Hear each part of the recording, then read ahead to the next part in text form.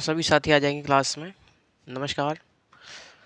आप सभी लोगों के लिए, जितने भी साथी जुड़े हुए हैं उनके लिए बहुत बहुत धन्यवाद, क्योंकि चैनल को आप लोग जो प्यार दे रहे हैं वो एक सराहनीय है। आप लोगों के लिए पुनः धन्यवाद, क्योंकि किसी न किसी का तो दामन थामना पड़ता है हमको।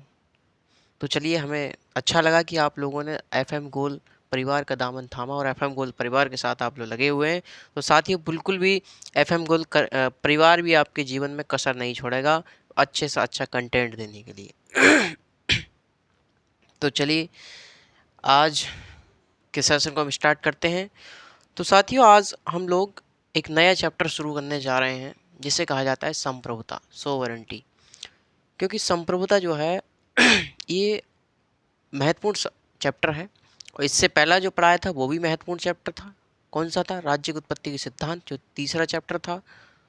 और आज हम लोग देख रहे हैं संप्रभुता। तो टॉपिक डाल दीजिए, चैप्टर नंबर चौथा है ये, 4 चैप्टर संप्रभुता।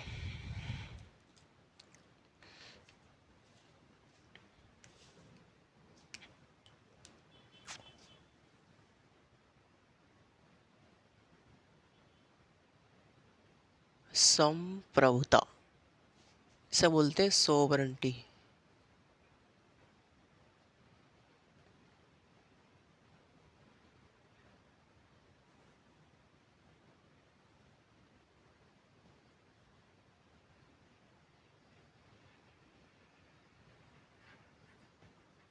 सोवरेंटी, तो ये हमारा चैप्टर नंबर कौन सा है? तो चैप्टर नंबर हमारा कौन सा बैठेगा भाई? चौथा चैप्टर बैठेगा। ठीक, राजनीतिक सिद्धांत में पहली यूनिट में चौथा चैप्टर, और ये इस यूनिट का अंतिम चैप्टर ही माना जाएगा। ठीक है, बात करें संप्रभुता की साथियों, तो ये संप्रभुता जो है ये 2 शब्दों से मिलकर बनता है। कौन कौन से शब्द? ये जो संप्रभुता है, पहले है समझिएगा आप लोग, उसके बाद हम लोग एक थ्योरी टाइप लिख लेंगे, कोई दिक्कत नहीं। संप्रभुता 2 शब्दों से मिलकर के बनता है, एक सुपर, दूसरा एनस। सुपर और एनस, ये 2 शब्दों से मिलकर के बना है, जिसका अर्थ होता है सर्वोच्च सत्ता या सर्वोच्च शक्ति। तो ये 2 शब्दों से मिलकर के बना है, सुपर, एक एनस। इसका अर्थ क्या होता है? तो इसका अर्थ होता है सर्वोच्च सत्ता या फिर सर्वोच्च शक्ति। बात करी जाए संप्रभुता जो है, इसके जनक कौन है? जनक कौन है इसके जनक? तो संप्रभुता के जनक जो है बोंदा को कहा जाता है। किसको? बोंदा, एक विचारक हैं बोंदा, जिन्होंने अपने संप्रभुता संबंधी विचार दिए हैं। और बोंदा की एक पुस्तक है। कौन सी पुस्तक है? उनकी भाई साहब एक पुस्तक है, 6 books concerning the Republic. 6 books concerning the Republic, ये किसकी पुस्तक है? तो बोंदा की पुस्तक है। इसी पुस्तक में बोंदा ने अपने क्या किए हैं? संप्रभुता संबंधी विचार प्रस्तुत किए हैं। बात करी जाए इस पुस्तक की, तो कब लिखी गई? तो ये 1576 में लिखी गई पुस्तक है। कब लिखी गई? 1576 में लिखी पुस्तक है। किसके द्वारा? बोंदा के द्वारा। बात करी जाए संप्रभुता अस्तित्व में कब आई? संप्रभुता अस्तित्व में कब आई भाई साहब? तो राष्ट्र राज्य के उदय के साथ ही। राष्ट्र राज्य का उदय कब हुआ? आधुनिक काल में। और आधुनिक काल 16वीं शताब्दी में। यानी कि जब 16वीं शताब्दी में आधुनिक काल का उदय माना गया, और आधुनिक काल के साथ ही संप्रभुता का भी उदय माना गया। यानी कि जब 16वीं शताब्दी में राष्ट्र राज्य अस्तित्व में आया, उसी समय हमारी संप्रभुता भी राष्ट्र राज्य के साथ ही अस्तित्व में आई। इतनी बात आप लोग समझ गए होंगे। बात करी जाए संप्रभुता की, तो संप्रभुता क्या होती है साथियों? संप्रभुता राज्य का प्राण तत्व कहा जाता है। संप्रभुता को, संप्रभुता को क्या कहा जाता है? राज्य का प्राण तत्व कहा जाता है। यानी कि जो राज्य होने के लिए 4 तत्व चाहिए हमें, हमने बताया था आपको, जैसे जनसंख्या, भूभाग, सरकार और संप्रभुता। तो इन चारों तत्वों में सबसे महत्वपूर्ण जो तत्व माना गया है राज्य होने के लिए वो संप्रभुता ही माना गया है। तो कहा जाए तो संप्रभुता जो होती है, संप्रभुता राज्य का प्राण तत्व होती है। अर्थात संप्रभुता के बिना राज्य की कल्पना नहीं की जा सकती। संप्रभुता के बिना हम राज्य की कल्पना नहीं कर सकते। इतनी बात आपको समझ में आई। संप्रभुता जो होती है, संप्रभुता सर्वोच्च शक्ति या फिर सर्वोच्च सत्ता कहा जाता है संप्रभुता को। इसे अंतिम सत्ता के नाम से भी जाना जाता है। किसको? संप्रभुता। हमने आपको बताया कि संप्रभुता के बिना राज्य की कल्पना नहीं की जा सकती। संप्रभुता के कारण ही कोई राज्य अपनी गृह नीति और विदेश नीति तय करता है। संप्रभुता के कारण ही कोई राज्य अपनी गृह नीति और बाह्य नीति तय करता है। संप्रभुता ही एक ऐसा लक्षण है जो राज्य को अन्य संस्थाओं से अलग करता है, जो कि राज्य को अन्य संस्थाओं से अलग करता है। संप्रभुता को हम निर्णय लेने की अंतिम शक्ति भी कहते हैं। और निर्णय कैसे होते हैं? निर्णय बाह्य भी होते हैं और निर्णय आंतरिक भी होते हैं। अर्थात कहा जाए तो आंतरिक एवं बाह्य निर्णय लेने की क्षमता को ही हम संप्रभुता कहते हैं। ऐसे कहा जाए तो कोई दिक्कत वाली बात नहीं है। ठीक है, इतनी बात आपको समझ में आई। यदि बात करें जब भारत की, तो भाई भारत संप्रभु कब बना? तो साथियों 15 अगस्त 1947 को क्या मिल गई हमें? आज़ादी मिली भारत को। उसके बाद 26 जनवरी 1950 तक, 26 जनवरी 1950 को क्या हुआ? भारत हमारा संप्रभु हुआ। और 26 जनवरी 1950 से पहले यानी कि बात करी जाए तो 25 जनवरी 1950 तक और 15 अगस्त 1947 से लेकर के 25 जनवरी 1950 तक भारत क्या था? भारत एक डोमिनियन स्टेटस था। भारत का कैसा स्टेट था? डोमिनियन स्टेट्स भारत कहलाता था, यानी कि एक अधिराज्य भारत कहलाया। डोमिनियन स्टेट हम उसे कहते हैं जो सरकार तो हमारी है लेकिन कानून किसी दूसरे देश के हम पर लागू हैं, उसे हम बोलते हैं अधिराज्य या फिर डोमिनियन स्टेट। इतनी बात आपको समझ में आई?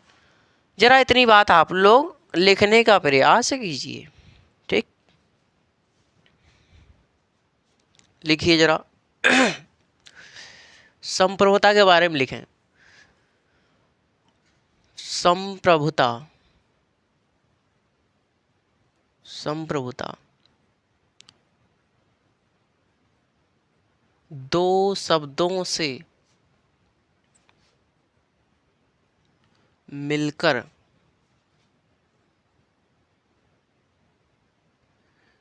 बना है। दो शब्दों से मिलकर बना है। एक सुपर, दूसरा एनस। एक सुपर, दूसरा एनस, जिसका अर्थ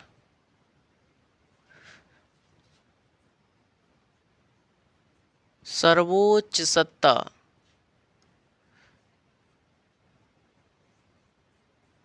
होता है। तो संप्रभुता या फिर सोवरेंटी दो शब्दों से मिलकर के बना है।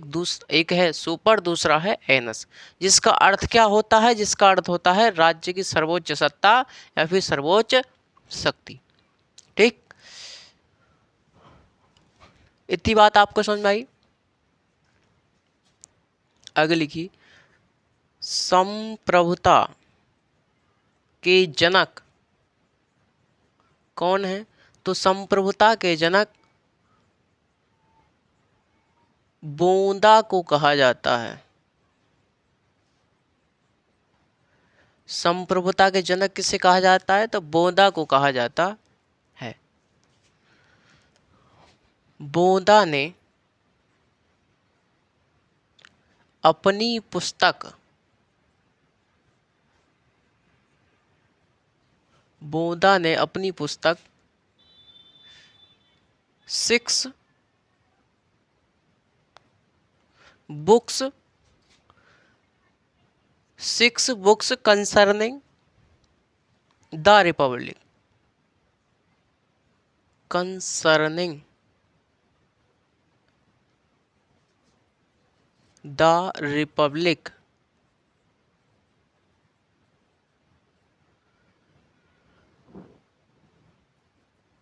में, यानी कि 6 बुक्स कंसर्निंग द रिपब्लिक में अपने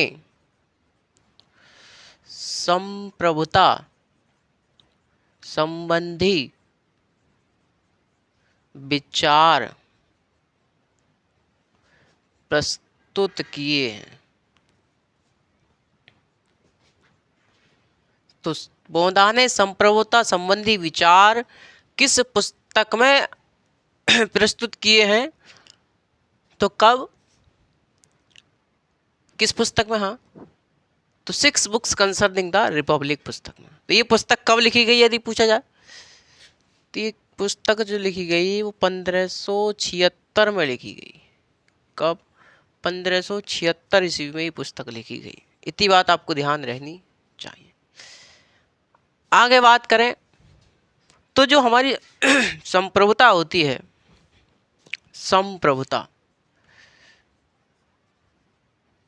संप्रभुता जो होती है, संप्रभुता को क्या कहा जाता है? इसको लिखते रहिएगा आप लोग। राज्य का प्राण तत्व कहा जाता है। संप्रभुता को क्या कहा जाता है? प्राण तत्व कहा जाता है। किसका? राज्य का। अर्थात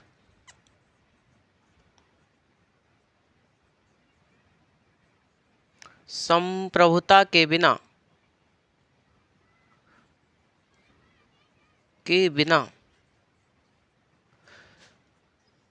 राज्य की कल्पना नहीं की जा सकती। तो संप्रभुता के बिना राज्य की कल्पना नहीं की जा सकती। दूसरी बात संप्रभुता के बारे में हम जान लें कि संप्रभुता ही एक ऐसा लक्षण है जो राज्य को अन्य संस्थाओं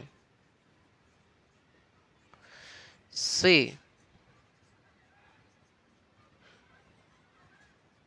अलग करता है। तो संप्रभुता ही एक ऐसा लक्षण है जो राज्य को अन्य संस्थाओं से अलग करता है। अगली लिखिए, संप्रभुता को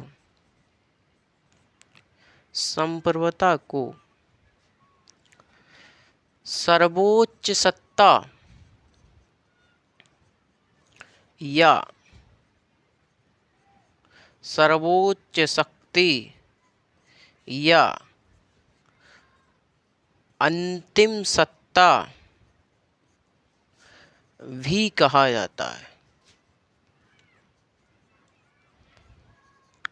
तो संप्रभुता को सर्वोच्च सत्ता, सर्वोच्च शक्ति या फिर अंतिम सत्ता के रूप में भी जाना जाता है। संप्रभुता के कारण ही कोई राज्य अपनी गृह नीति और विदेश नीति तय करता है। आगे लिखिए, संप्रभुता के कारण ही कोई राज्य अपनी गृह नीति एवं विदेश नीति तय करता है। विदेश नीति तय करता है। संप्रभुता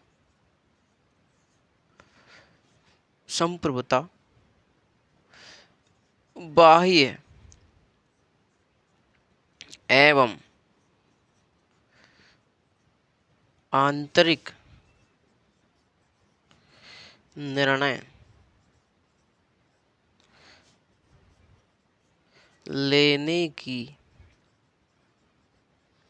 क्षमता भी होती है। तो संप्रभुता के बारे में इतने पॉइंट आपको पता होने चाहिए कि संप्रभुता क्या होती है। संप्रभुता राज्य का प्राण तत्व होती है, अर्थात संप्रभुता के बिना राज्य की हम कल्पना नहीं कर सकते। संप्रभुता राज्य की सर्वोच्च सत्ता या सर्वोच्च शक्ति इसको कहा जाता है, या फिर से अंतिम सत्ता भी राज्य की कहा जाता है। संप्रभुता के कारण ही कोई राज्य अपनी गृह नीति और विदेश नीति तय करता है।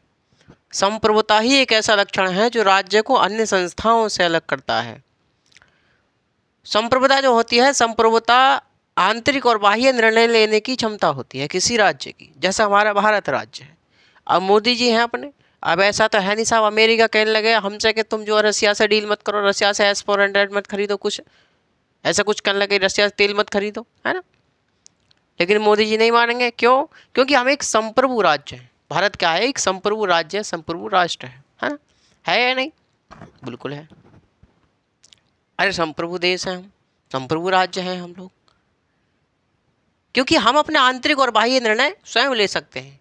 भारत मोदी जी पर कोई ऐसा नहीं है कि कोई राज्य दबाव बना रहा हो कि भैया ये निर्णय लो, नहीं ले सकते। क्यों? क्योंकि भारत एक संप्रभु है, संप्रभु भारत है, संप्रभु राज्य है भारत, है ना। इतनी बात आपको समझ में आ जानी चाहिए। क्लियर है? इतनी बात क्लियर है। बात करें जब भारत संप्रभु कब बना, तो लिखिए, यहाँ पर लिखिए 15 अगस्त 1947 से लेकर के और 25 जनवरी 1950 तक भारत क्या था? भारत एक डोमेनियन स्टेट था, डोमेनियन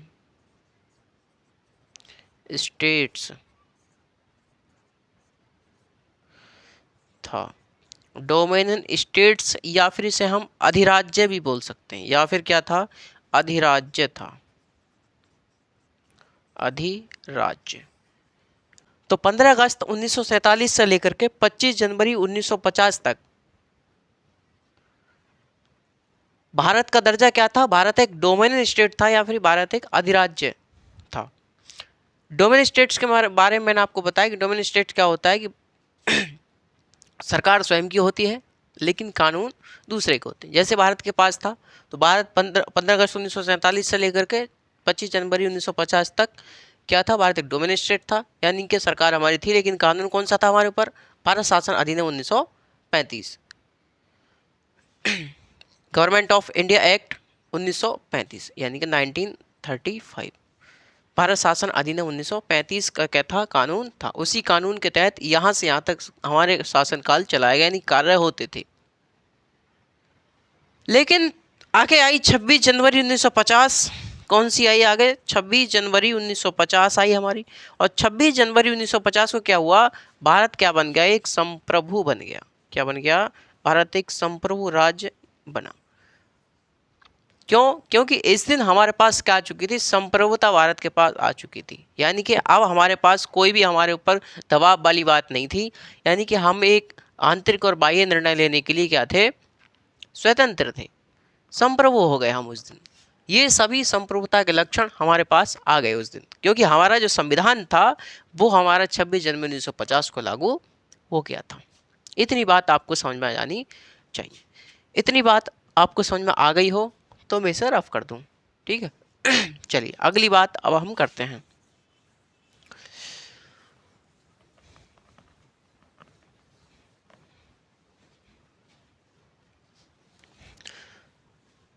तो साथियों बने रहिए FM गोल्ड परिवार के साथ।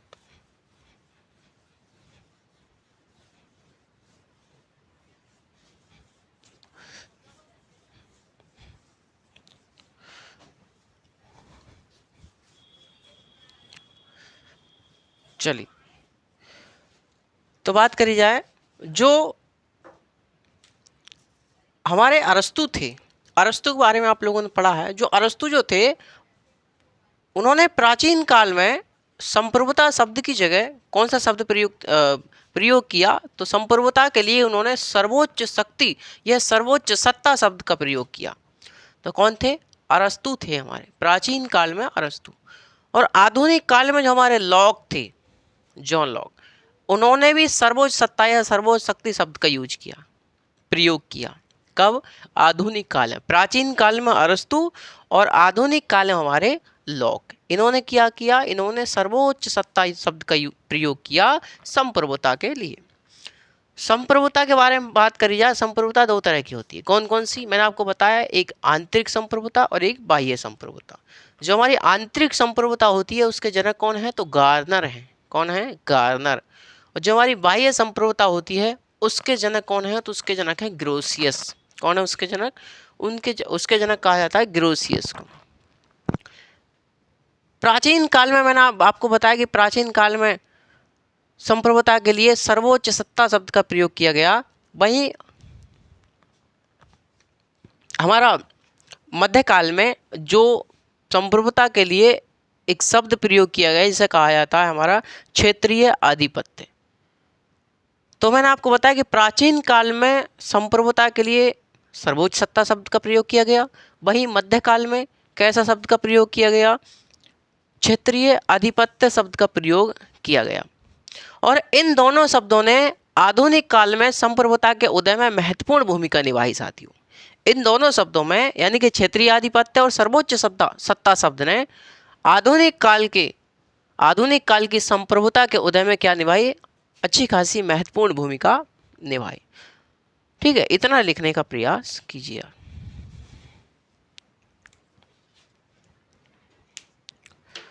लिखिए, प्राचीन काल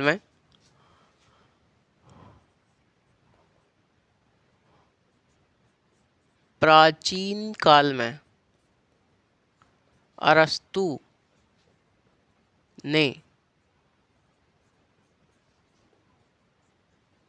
संप्रभुता के लिए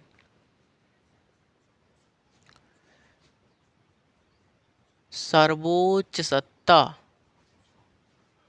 या सर्वोच्च शक्ति शब्द का प्रयोग किया। शब्द का प्रयोग किया। वहीं आधुनिक काल में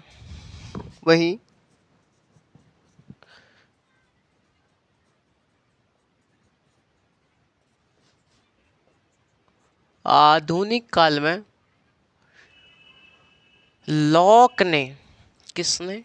लॉक ने संप्रभुता के लिए सर्वोच्च सत्ता या सर्वोच्च शक्ति शब्द का प्रयोग किया। ये बात आपको समझ में आ गई होगी। मैंने आपको बताया कि प्राचीन काल में, लिखिए, प्राचीन काल में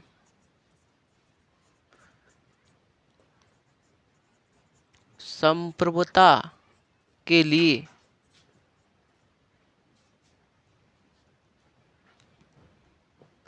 सर्वोच्च सत्ता शब्द का प्रयोग किया गया। वहीं मध्यकाल में संप्रभुता के लिए क्षेत्रीय आधिपत्य, कौन सा भैया? क्षेत्रीय आधिपत्य शब्द का प्रयोग किया गया। वर्तमान संप्रभुता के उदय में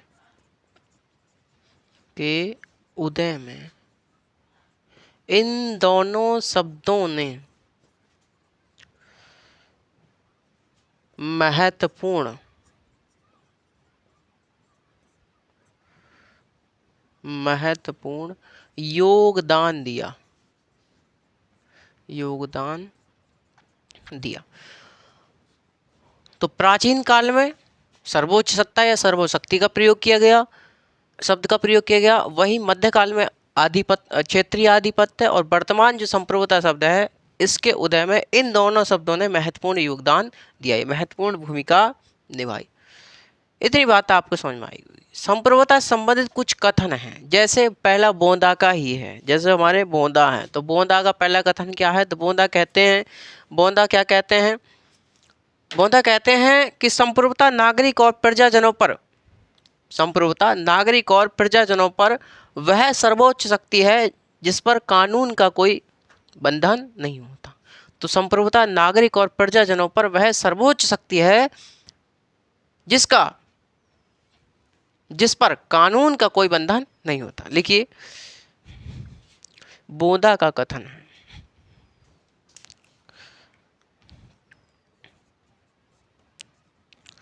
बोंदा का कथन है। क्या कथन है बोंदा का? बोंदा कहते हैं कि संप्रभुता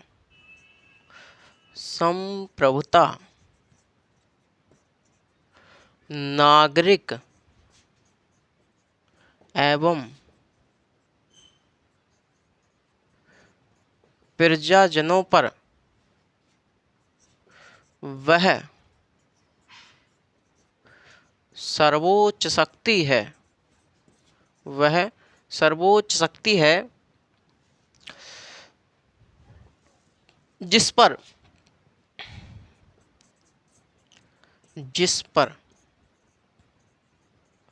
कानून का कोई बंधन नहीं होता, कानून का कोई बंधन नहीं होता, कानून का कोई बंधन नहीं होता। तो इसने किसने कहा? बोंदा ने कहा कि संप्रभुता नागरिक एवं प्रजाजनों पर वह सर्वोच्च शक्ति है जिस पर कानून का कोई बंधन नहीं होता। कौन कहते हैं? तो बोंदा कहते हैं। एक है ऑस्टिन। ऑस्टिन क्या कहते हैं? ऑस्टिन कहते हैं कि संप्रभुता वह होती है, संप्रभुता वह होती है जिसकी आज्ञा का पालन सभी स्वभाव तय करते हैं। संप्रभुता वह होती है जिसकी आज्ञा का पालन सभी स्वभाव तय करते हैं, लेकिन वह स्वयं किसी की आज्ञा का पालन का आदि नहीं होता। लेकिन वह किसी की स्वयं आज्ञा का पालन का आदि नहीं होता। ऐसा नहीं है कि संप्रभु जो है उसे कोई आदेश दे दे, लेकिन संप्रभु सबको आदेश दे सकता है। संप्रभु का जो है उसके आदेश की सभी को पालन करना पड़ेगा, लेकिन संप्रभु को कोई आदेश नहीं दे सकता। तो वही ऑस्टिन कह रहे हैं कि संप्रभुता वह होती है जिसकी आज्ञा का पालन सभी स्वभावतः करते हैं, लेकिन वह स्वयं किसी की आज्ञा का पालन का आदि नहीं होता। यही बात कह रहे हैं हमारे ऑस्टिन। तो लिखिए, ऑस्टिन का कथन है, ऑस्टिन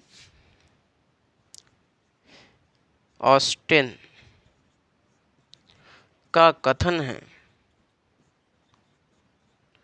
ऑस्टिन क्या कहते हैं? तो ऑस्टिन कहते हैं, ऑस्टिन ने कहा कि संप्रभुता वह होती है, लिखिए, संप्रभुता वह होती है जिसकी आज्ञा का पालन सभी स्वभावतः करते हैं, लेकिन वह स्वयं किसी की आज्ञा का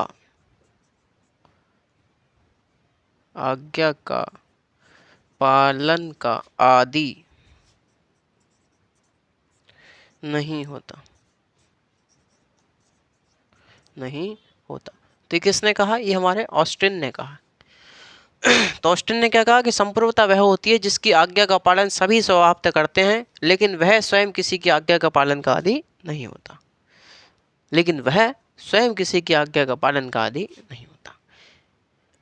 एक है अपने बिलोबी। कौन है? एक अपने कौन? बिलोबी। तो बिलोबी क्या कहते हैं? बिलोबी कहते हैं कि संप्रभुता राज्य की सर्वोच्च इच्छा है। बिलोबी यहाँ आ जाए तो ठीक है, जरा हम रफ कर लें। चलिए साथियों, संप्रभुता चैप्टर भी इम्पोर्टेंट है और संप्रभुता चैप्टर से काफ़ी सवाल आते हैं, हमारे हर पेपर में घूमते हैं। और ये जो संप्रभुता चैप्टर है, इस चैप्टर से लगभग हमारे 5 से 7 प्रश्न आते हैं। 5 से 7 प्रश्न एक ही चैप्टर से, लगा लीजिए, समझ लीजिए आप। पॉलिटिकल साइंस में जो संविधान होता है हमारा, संविधान मात्र 20 या 25% हमारा केवल योगदान है सब्जेक्ट में। वहीं साथियों टीजीटी की बात करी जाए, पिछले टीजीटी के पेपर में समझ लीजिए 75 जो पोर्शन पूछा गया वो किससे? राजनीतिक सिद्धांत और राजनीतिक विचारकों से पूछा गया। संविधान के मात्र लगभग देखा जाए तो 12-15% रहते हैं बस। बकाया 40-45% जो रहते हैं वो सब इन राजनीतिक सिद्धांत और विचारकों से ही होते हैं। इसलिए मैं कह रहा हूँ कि 75 जो पोर्शन कवर करता है वो यही कवर करता है, और उसको हम पढ़ाते हैं। और हम पढ़ाते हैं तो आप जानते ही हैं फिर तो। चलिए लिखिए, बिलोबी का कथन है। बिलोबी कहते हैं कि संप्रभुता राज्य की सर्वोच्च इच्छा है। बिलोबी का कथन है। कौन है हमारे? बिलोबी का कथन है। बिलोबी कौन भाई साहब? बिलोबी। जलेबी नहीं रहे, जलेबी फलेबी कह दो कहीं है। बिलोबी। बिलोबी कहते हैं कि संप्रभुता, लिखिए संप्रभुता राज्य की सर्वोच्च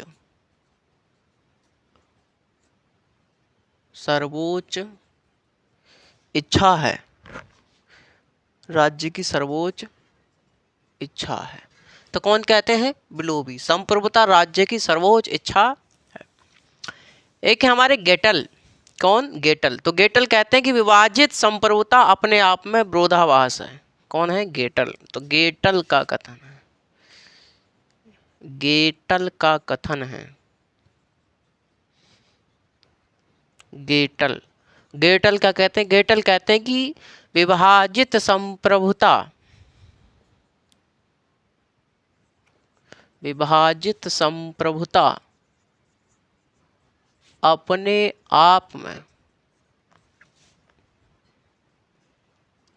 अपने आप में विरोधाभास है। कौन कहते हैं? तो गेटल कहते हैं।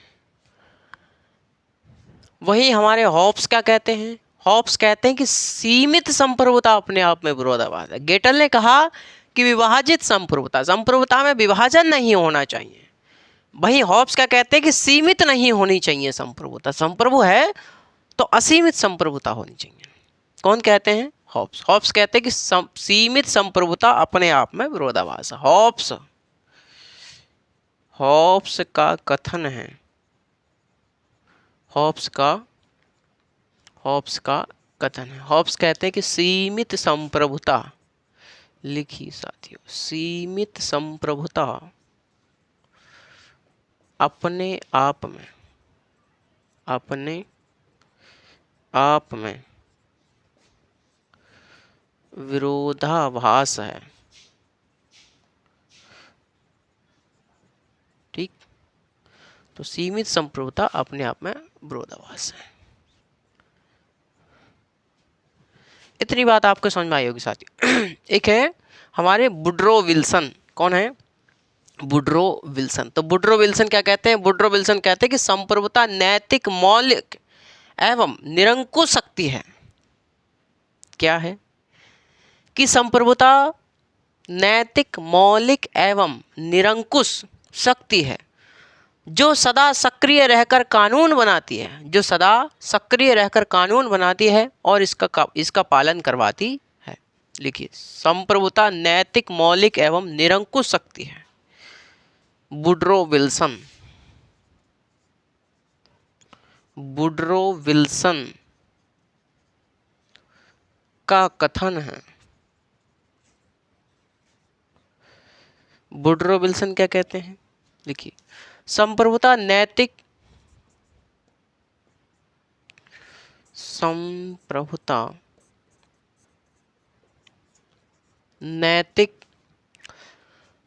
मौलिक एवं संप्रभुता नैतिक मौलिक एवं निरंकुश शक्ति है। निरंकुश शक्ति है जो सदा सक्रिय रहकर कानून बनाती है। जो सदा सक्रिय रहकर कानून बनाती है।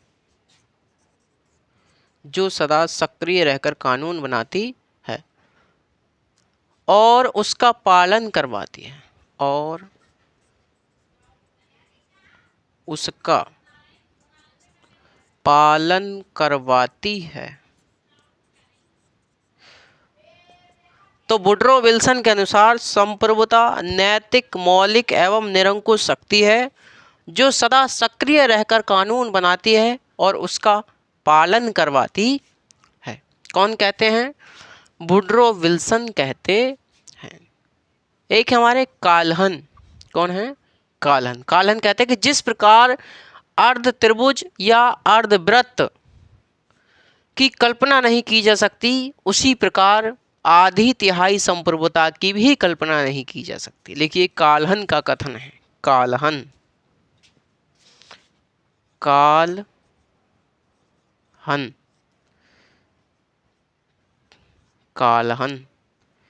का कथन है।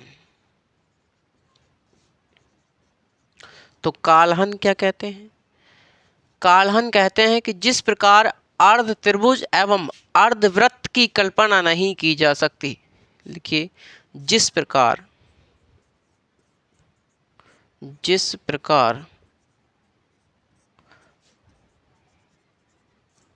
अर्ध त्रिभुज एवं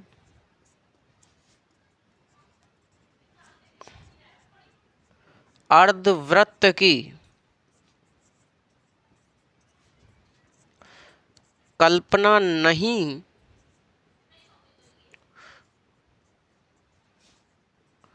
की जा सकती, उसी प्रकार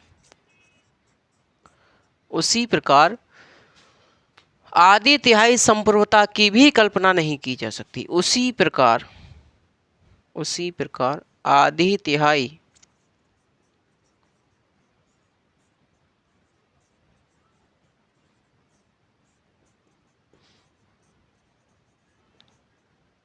संप्रभुता की भी कल्पना नहीं की जा सकती। तो कौन कहते हैं? काल्हन। कि जिस प्रकार अर्ध त्रिभुज और अर्धवृत्त की कल्पना नहीं की जा सकती, उसी प्रकार आधी तिहाई संप्रभुता की भी कल्पना नहीं की जा सकती। कौन कहते हैं? काल्हन का कथन है।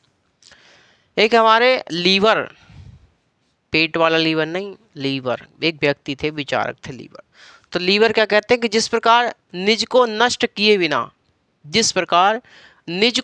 किए बिना व्यक्ति अपने कर्तव्यों को एवं वृक्ष अपने फलने फूलने के स्वभाव को नष्ट नहीं कर सकता, उसी प्रकार संप्रभुता को नष्ट किए बिना राज्य को नष्ट नहीं किया जा सकता।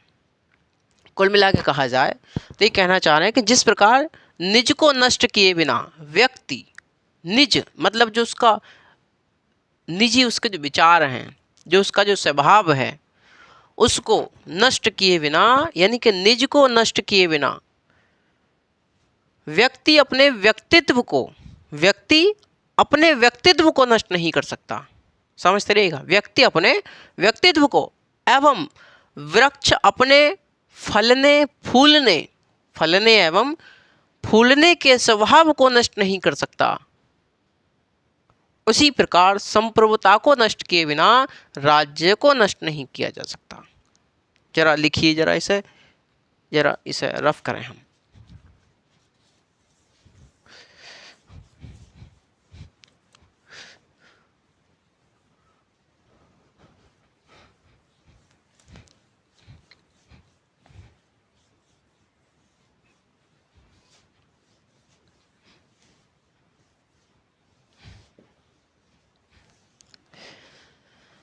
तो कौन है हमारे?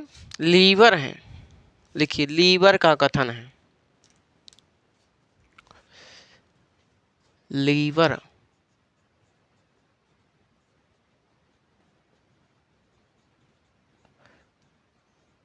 लीवर का कथन है। लीवर क्या कहते हैं कि जिस प्रकार निज को नष्ट किए बिना व्यक्ति अपने व्यक्तित्व को, लिखिए, जिस प्रकार निज, जो व्यक्ति का निजी स्वार्थ होता है, निज को नष्ट किए बिना व्यक्ति अपने व्यक्तित्व एवं अपने व्यक्तित्व को एवं वृक्ष अपने फलने फूलने, लिखिए, जिस पर वृक्ष अपने फलने फूलने के स्वभाव को,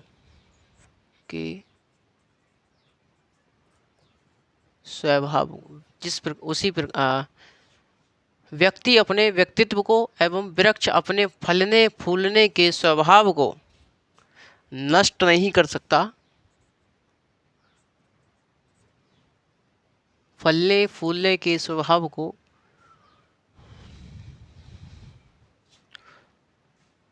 नष्ट नहीं कर सकता,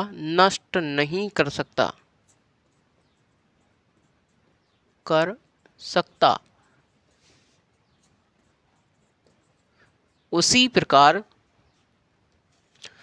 संप्रभुता को नष्ट किए बिना, उसी प्रकार संप्रभुता को नष्ट किए बिना किसी राज्य को नष्ट नहीं किया जा सकता,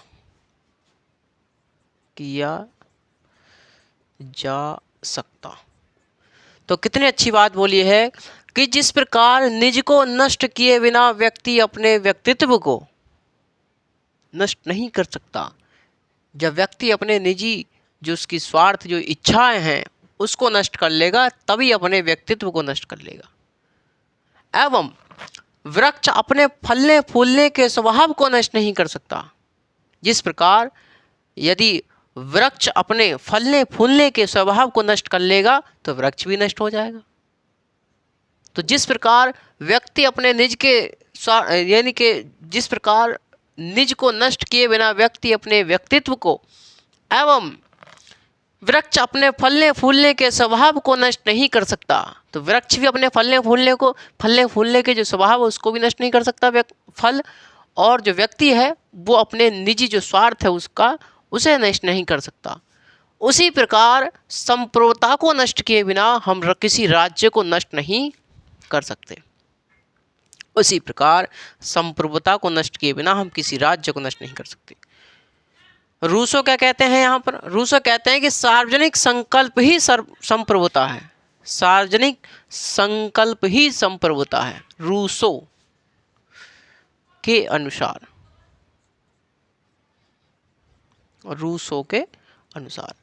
सार्वजनिक संकल्प ही संप्रभुता है। ये किसने कहा? तो रूसो ने कहा।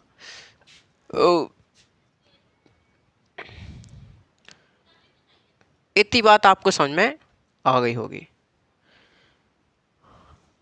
हम देखें संप्रभुता के यदि हम लक्षणों की बात करी जाए, संप्रभुता के लक्षण कौन कौन से होते हैं? साथियों, यहाँ से प्रश्न पूछा गया था एक बार कि निम्नलिखित में से संप्रभुता का कौन सा लक्षण नहीं है, यानी संप्रभुता के अंदर कौन सा लक्षण नहीं होता। 3 संप्रभुता के लक्षण थे, कोई और था, एक कुछ और दे रखा होगा, ठीक है। तो संप्रभुता के लक्षणों की यदि हम बात करी जाए, संप्रभुता के लक्षण, संप्रभुता के लक्षण, संप्रभुता के लक्षणों की यदि बात करी जाए तो संप्रभुता क्या होती है? अविभाज्य होती है। संप्रभुता क्या होती है? अविभाज्य होती है। संप्रभुता में क्या कौन सा लक्षण होता है? अविभाज्यता का लक्षण होता है। विभाजन नहीं होना चाहिए संप्रभुता का। दूसरे लक्षण की बात करी जाए तो निरंकुशता होती है, यानी कि निरंकुशता, निरंकुश होती है संप्रभुता। निरंकुश, दबाव नहीं होता किसी का, उस पर दबाव नहीं होता किसी का। आगे बात करी जाए तो इसमें मौलिकता होती है। क्या होती है? मौलिकता का लक्षण होता है। कौन सा लक्षण होता है? मौलिकता। मौलिकता। अद्वैतता होती है। अद्वैतता, अद्वैतता, यानी कि दोहरी बात नहीं करती, दोहरी बात नहीं होनी चाहिए, अटल होना चाहिए अपनी बात पे। अद्वैतता, ऐसा नहीं है कि हमने किसी का जो शक्तिशाली व्यक्ति है उसका दामन थाम लिया, हम उसकी बात करने लगे, नहीं। अद्वैतता नहीं होनी चाहिए कि शक्तिशाली व्यक्ति को देख करके अपना डिसीजन बदल लेना, ये नहीं होना चाहिए। अटल रहना चाहिए अपनी बात पे। असीमितता होती है इसमें, असीमितता, असीमितता, सीमित नहीं होती है। क्या होती है? असीमित होती है। ये पूर्णता होती है। क्या होती है? पूर्णता। क्या होती है ये? पूर्णता। और कौन सा लक्षण इसका? पूर्णता होनी चाहिए। इसमें सार्वभौमिकता होती है। सार्वभौमिकता,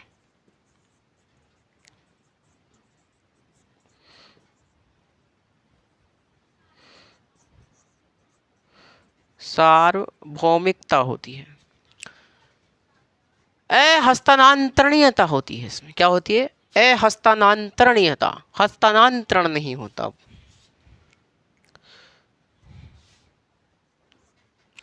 अहस्तांतरणीयता, अहस्तांतरणीयता,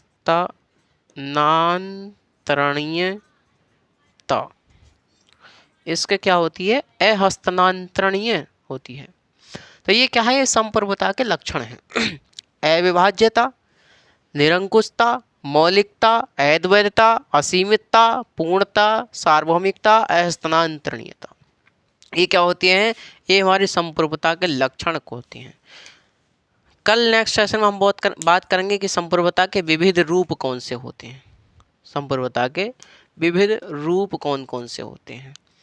एक विविध रूपों पर चर्चा हो जाएगी संप्रभुता के एक वीडियो में। एक वीडियो आएगी हमारी एकलवादी संप्रभुता, एक होती है हमारी बहुलवादी संप्रभुता। यानी कि हमारी 3 क्लास और आएंगी इसी टॉपिक पे, है ना। 3 क्लास पक्का, 3 तो बनेंगी वीडियो, ठीक है। तो इतनी बात आपको समझ में आई होगी। जरा हम एक बार पुनः रिवीजन करने का प्रयास करें। तो मैंने आपको जो संप्रभुता के बारे में बताया था, मैंने आपको बताया था साथियों की जो संप्रभुता है, थोड़ी स्पीड बढ़ाने का प्रयास करेंगे हम। तो चलिए, संप्रभुता के बारे में बताया मैंने कि संप्रभुता क्या होती है। संप्रभुता को इंग्लिश क्या होती है? सोवरेंटी हम कहते हैं इसे। सोवर्निटी, सोवर्निटी, ये सोवर्निटी दो शब्दों से बना है, एक तो होता है सुपर, दूसरा होता है एनस, जिसका अर्थ क्या होता है, सर्वोच्च सत्ता या सर्वोच्च शक्ति। संप्रभुता के जनक कौन है? संप्रभुता के जनक कौन है? तो बोंदा को संप्रभुता का जनक कहा जाता है। बोंदा की एक पुस्तक है 6 books concerning the Republic, 6 books concerning the Republic. ये कब लिखी गई? तो 1576 में लिखी गई। इसी पुस्तक में बोंदा ने अपने संप्रभुता संबंधी विचार दिए हैं। संप्रभुता क्या होती है? राज्य का प्राण तत्व इसे कहा जाता है, यानी कि राज्य होने के लिए सर्वोत्तम महत्वपूर्ण जो शब्द होता है वो संप्रभुता होती है, यानी कि संप्रभुता के बिना हम राज्य की कल्पना नहीं कर सकते। संप्रभुता क्या होती है? संप्रभुता राज्य की सर्वोच्च शक्ति या सर्वोच्च सत्ता कहा जाता है, इसे अंतिम सत्ता के रूप में भी जाना जाता है। संप्रभुता क्या होती है? निर्णय लेने की क्षमता होती है। निर्णय होते हैं हमारे आंतरिक निर्णय, बाह्य निर्णय, यानी कि आंतरिक और बाह्य निर्णय लेने की जो क्षमता होती है उसे हम क्या बोलते हैं? संप्रभुता के रूप में जानते हैं। संप्रभुता ही एक ऐसा लक्षण होता है जो राज्य को अन्य संस्थाओं से अलग करता है ना। संप्रभुता के कारण ही कोई राज्य अपनी गृह नीति और विदेश नीति तय करता है, ये बात मैंने आपको बताई होगी। बात करी जाए भारत संप्रभु कब बना, तो मैंने आपको बताया था कि भारत संप्रभु कब बना, तो 26 जनवरी 1950 को भारत संप्रभु बना। क्यों? उस दिन हमारा संविधान लागू हो गया और उसी दिन से हम संप्रभु राज्य कहलाने लगे।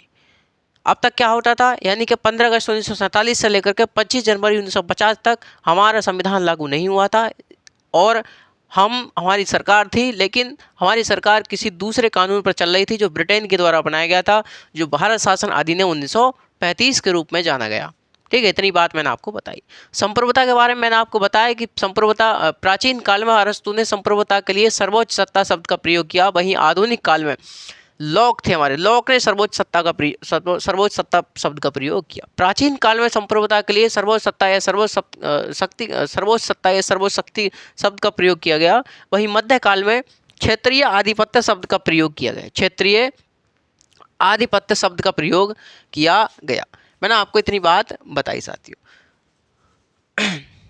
और इन दोनों शब्दों ने आधुनिक काल में संप्रभुता शब्द के उदय में क्या महत्वपूर्ण भूमिका निभाई। संप्रभुता क्या होती है? संप्रभुता दो प्रकार की, एक आंतरिक संप्रभुता और एक दूसरी होती है बाह्य संप्रभुता। आंतरिक संप्रभुता के जनक कौन है? तो गार्नर है। कौन है? गार्नर। बाह्य संप्रभुता के जनक कौन है? तो ग्रोसियस को बाह्य संप्रभुता का जनक कहा जाता है। इतनी बात मैंने आपको बताई। संप्रभुता संबंधित महत्वपूर्ण कथन मैं आपको बता रहा था। संप्रभुता संबंधित महत्वपूर्ण कथन मैंने आपको बताया। बोंदा का कथन, पहला बोंदा का कथन मैंने आपको बताया कि बोंदा कहते हैं कि संप्रभुता नागरिक एवं प्रजाजनों पर सर्वोच्च शक्ति है जिस पर कानून का कोई बंधन नहीं होता। ये कैन कहते हैं, तो बोंदा कहते हैं। वहीं ऑस्टिन है हमारे, ऑस्टिन कहते हैं कि संप्रभुता वह होती है जिसकी आज्ञा का पालन सभी स्वभावतः करते हैं, लेकिन वह स्वयं किसी की आज्ञा का पालन का आदि नहीं होता। ये कौन कहते हैं? तो हमारे ऑस्टिन कहते हैं। वहीं एक है बिलोबी, तो बिलोबी क्या कहते हैं? हमारे बिलोबी कहते हैं कि संप्रभुता राज्य की सर्वोच्च इच्छा है। संप्रभुता क्या है? संप्रभुता राज्य की सर्वोच्च इच्छा है। कौन कहते हैं? बिलोबी कहते हैं। एक है हमारे कौन? गेटल कहते हैं कि विभाजित संप्रभुता अपने आप में विरोधाभास है। वहीं हमारे हॉब्स हैं। हॉब्स कहते हैं कि सीमित संप्रभुता अपने आप में विरोधाभास है, सीमित संप्रभुता। एक है वुडरो विल्सन क्या कहते हैं? वुडरो विल्सन कहते हैं कि संप्रभुता नैतिक, मौलिक एवं निरंकुश शक्ति है। संप्रभुता नैतिक, मौलिक एवं निरंकुश शक्ति है जो सदा सक्रिय रहकर कानून बनाती है और उसका पालन भी करवाती है। ये कौन कहते हैं? वुडरो विल्सन कहते हैं। एक है हमारे कालहन कहते हैं कि जिस प्रकार अर्ध त्रिभुज एवं अर्धवृत्त की कल्पना नहीं की जा सकती, उसी प्रकार आधी तिहाई संप्रभुता की भी कल्पना नहीं की जा सकती। वही एक हमारा लीवर कहते हैं कि जिस प्रकार निज को नष्ट किए बिना व्यक्ति अपने व्यक्तित्व को एवं वृक्ष अपने फलने फूलने के स्वभाव को नष्ट किए बिना वृक्ष अपने फलने फूलने के स्वभाव को नष्ट नहीं कर सकता, उसी प्रकार संप्रभुता को नष्ट किए बिना किसी राज्य को नष्ट नहीं किया जा सकता। ये कौन कहते हैं? ये हमारे लीवर कहते हैं। दोबारा सुनिएगा, लीवर क्या कहते हैं? कि जिस प्रकार निज को नष्ट किए बिना व्यक्ति अपने व्यक्तित्व को एवं वृक्ष अपने फलने फूलने के स्वभाव को नष्ट नहीं कर सकता, उसी प्रकार संप्रभुता को नष्ट किए बिना राज्य को नष्ट नहीं किया जा सकता। ये बात कौन कहते हैं? तो लीबर कहते हैं। वही रूसो क्या कहते हैं? रूसो ने कहा है कि सार्वजनिक संकल्प ही संप्रभुता है। आगे मैंने आपके संप्रभुता के लक्षण बताए, इतनी बात मैंने आपको बताई, इतनी बात में कोई दिक्कत नहीं होनी चाहिए, ठीक है, कोई दिक्कत वाली बात नहीं है। ठीक है साथियों, मिलते हैं नेक्स्ट सेशन में, जब तक के लिए बने रहेगा। जो भी साथी बने हुए हैं उनके लिए बहुत बहुत धन्यवाद। नमस्कार।